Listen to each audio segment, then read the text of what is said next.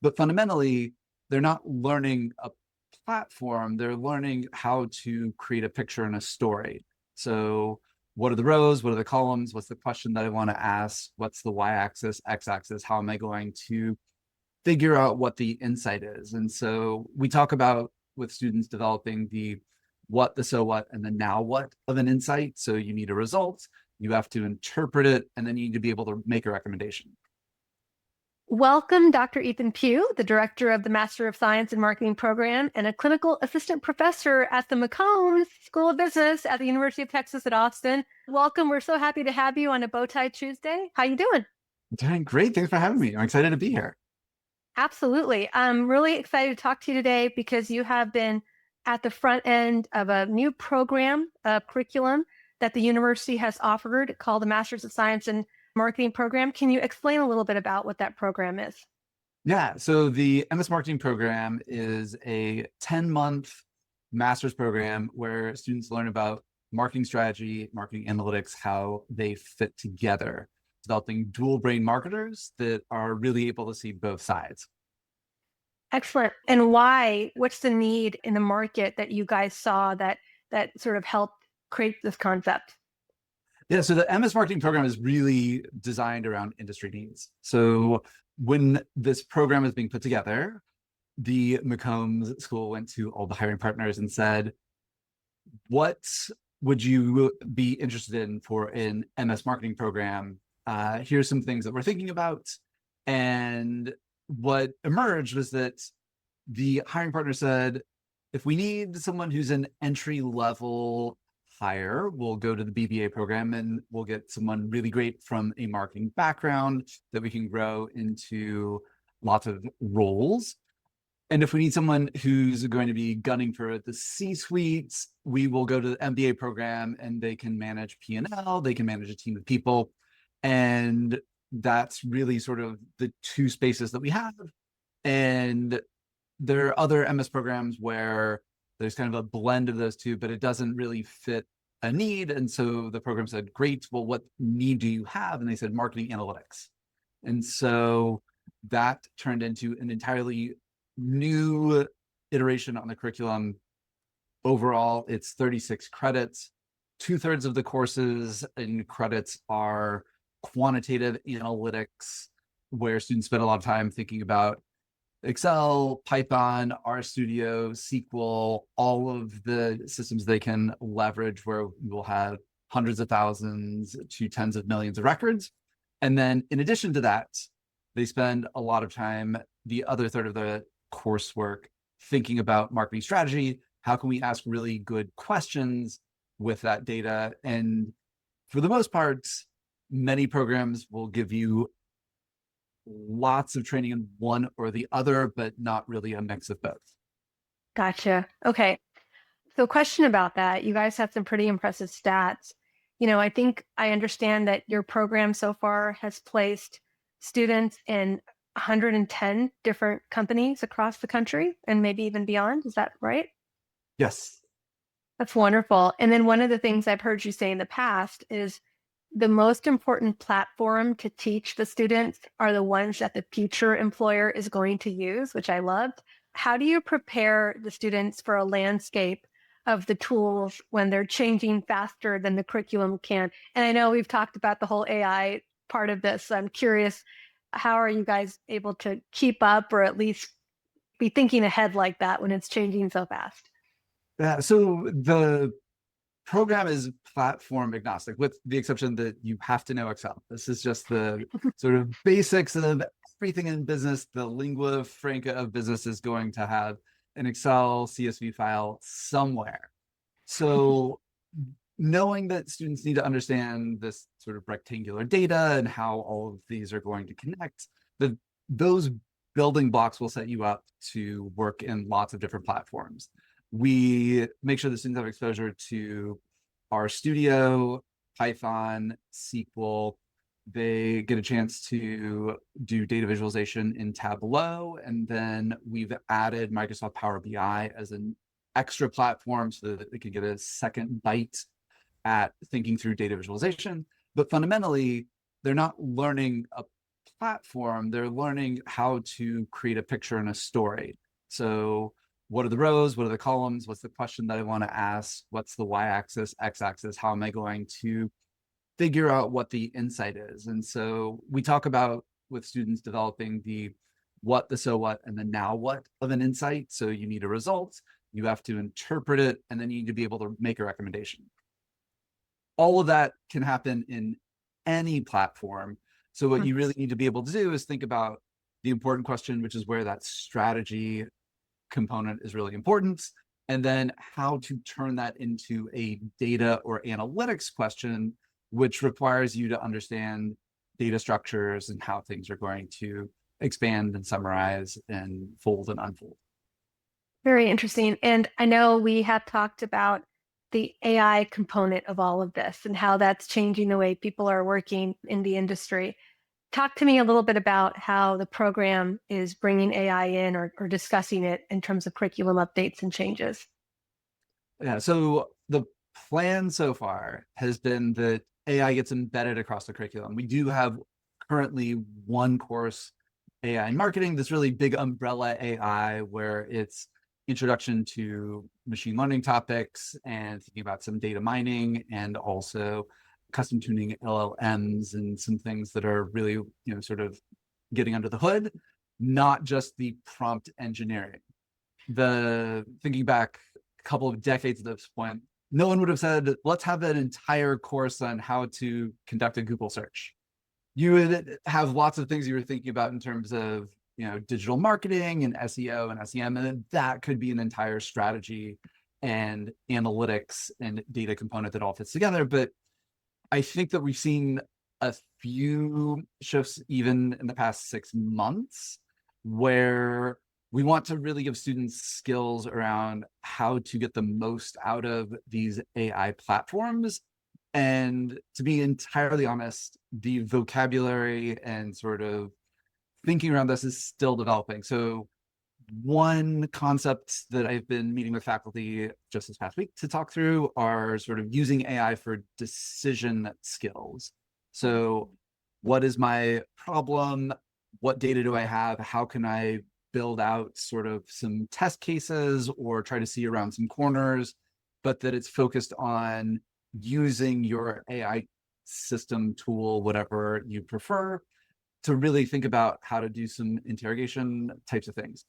There's a whole other skill set that might be relevant around workflows and thinking through how can I build some systems and start in these agentic models, doing some things that are going to be more sophisticated. But this is all very much emerging, and the sort of copy, paste, summarize types of things that students are already familiar with are still really great.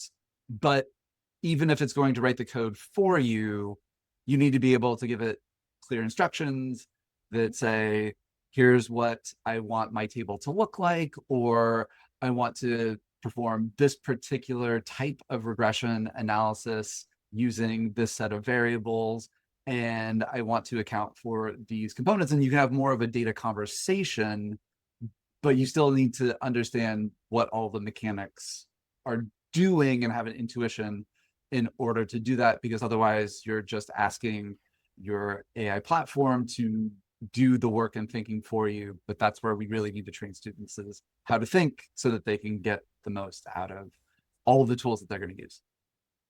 Ethan, I'm so loving that response. And we've talked about this, but I'll just say, from somebody in the industry who has been working in B2B marketing for a while and hiring a lot of people, there has been so much concern about AI taking away job opportunities. And the one thing I say, and you're echoing this, is AI in the hands of a smart marketer is so dangerous in a good way versus AI in the hands of somebody with no marketing experience. The quickness which you can create marketing slop alongside marketing value, it's just an instant trick. But you're helping prepare kids to create the value, and they can recognize the slop. And that is a skill that is still super necessary, and why it makes all the marketing hires super necessary in my opinion. So I'm grateful that you're echoing that. I want to talk about Capstone because I think that is a program that you guys offer that folks that follow us on LinkedIn, you know, should really know more about because it's just really untapped value that you're bringing back to like the Austin community and elsewhere. Could you kind of describe the program a little bit and how folks can learn to tap into the great talent that you have there? Yes, I'm so excited that we get to talk about this. So in the program, students get to have this experiential client focused course called Capstone. The program works with partners. So if you have a marketing problem with some data that you want to dive into, please be in touch with me and we'll figure out how to scope the brief.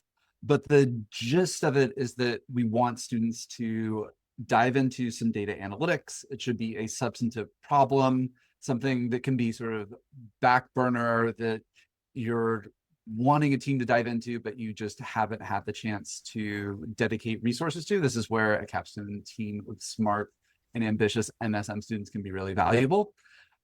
What they get is to hand off to the team, or what you get as a client is to hand off to the team to say, here's the problem, this is what we're solving for. And it's really a case where you get to be the client and work with them to say, go have at it. Amazing description. And is there a cost to be hiring these students to help for this capstone project? There's no cost. The Okay. cost is the commitment on your side, the time to Yeah. have Yeah. typically a client point of contact and also a data point of contact, which can be the same person, but depending on the client and the particular problem might be two different people. Gotcha. Okay. Another question going back to the MSM program as a whole. What does the student experience look like in your program? At Campus IQ, we really care about student outcomes.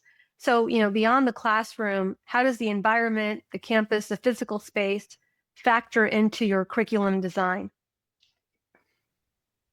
Yeah, so this is getting into sort of the like fun administrative side of recruiting. We of course are thinking about our pipeline and funnel for recruiting high quality students.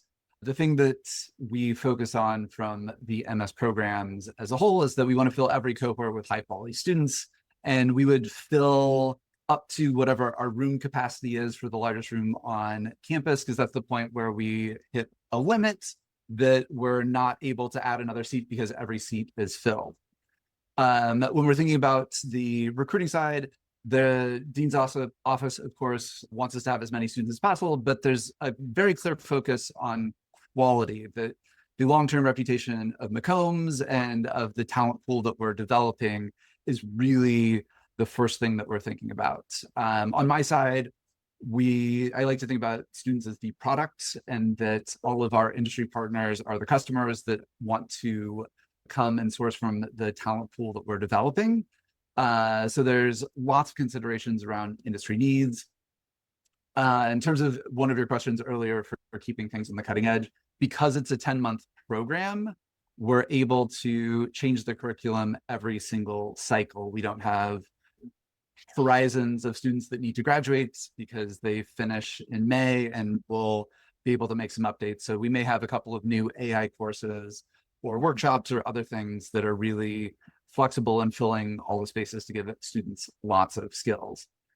Okay, a question just on your personal career development. What drew you to UT Austin to lead the program? And what was your vision when you first stepped in? And how's it going? I started it at McCombs in the fall of 1999 as a freshman finance major and discovered marketing academia working as a research assistant for a professor, that we are preparing students for everything that they're going to need for very long and successful careers. In terms of vision for the program, it's really just continuing all the great work that was put in place before I stepped into the program director role, but also thinking about how we're going to navigate this AI space to carve out the sort of unique value proposition for the MSM program.